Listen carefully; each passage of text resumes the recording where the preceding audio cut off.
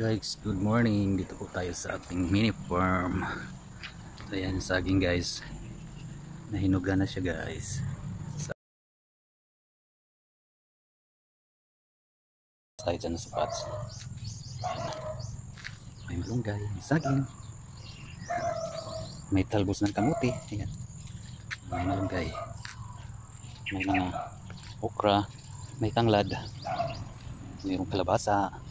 Ayan. Mayroong kalamansi, papaya. Yan yung mga dito sa ating garden guys. Yan, sili. Yan, may sili. Yan, tapos ampalaya guys. Yan, ampalaya. Tapos kangkong. Yan, padamihin ko yung kangkong dyan. Yan.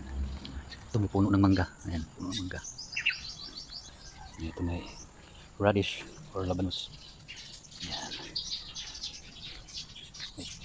Kamatis ulit guys. Ano to eh, parang yung kamatis na yung variety niya is yung parang pulang-pula na maliliit lang. Cherries ba yun? Tomato?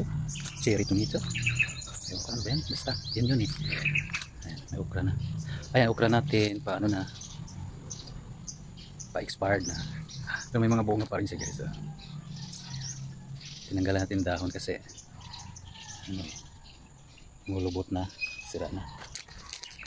Ayan, kangkong, kalamansi. May tinanim din tayo alugbati guys. Ayan, lumalaki na. Singit lang yan kasi wala masyadong malaking lugar.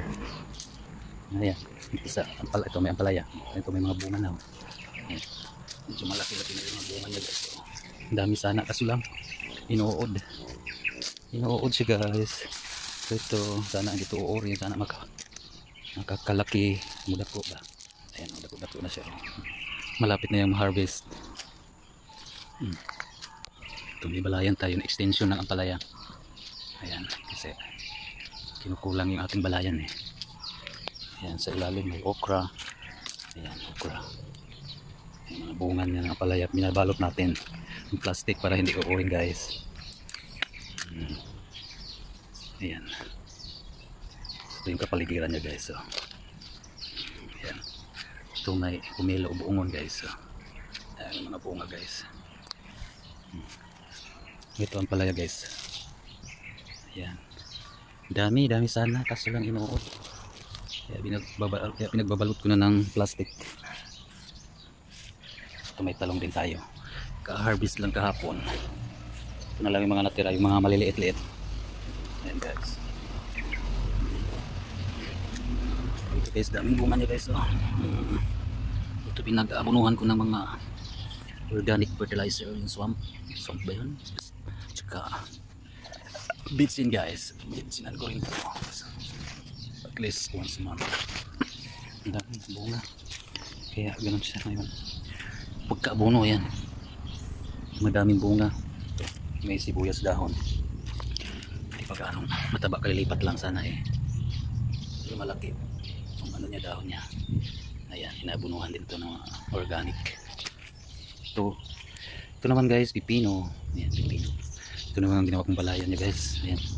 Diyan sila mukanat, din na sila aakyat. Saka ito may sitaw din guys. Sitaw, saka yung balayan niya. Ayan. So yan ang pipino natin guys, malapit na yan. Aakyat na yan dito sa kanyang balay-balayan at dyan na siya mamumunga guys. Ayan, yung naman tubo niya guys. Yes. Naabunuhan din to eh. Ayan, sili. Sili tayo, ba't ganito yung dahon niya? Parang kumukuskus, ang tawag niyan, mungulot. Ayan, sana mag-survive pa ito, inabunuhan ko na rin ito. Ayan, mga tanglad, kalamansi. Ayan, halo-halo lang guys tanim dito. May guyoban mo, may insulin. Ayan, so yan siya guys. Malapit na rin itong sitaw natin. Ayan, gumagapang na rin sila. Ayan. So meron tayong another okra dito guys. Ayan, namumunga na rin. Ayan o, black. Ayan bunga niya guys. Ayan.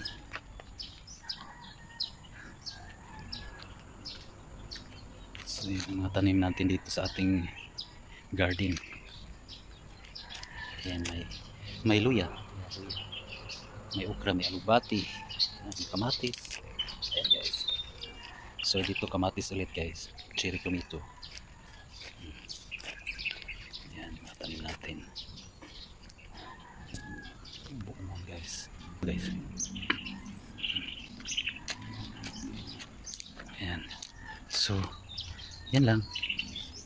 Another update pagka ano na itong mga sitaw at saka pipino. Pag malapit nang mamumunga. Kaya itong mga kamatis guys. Ayan. Thank you sa panonood.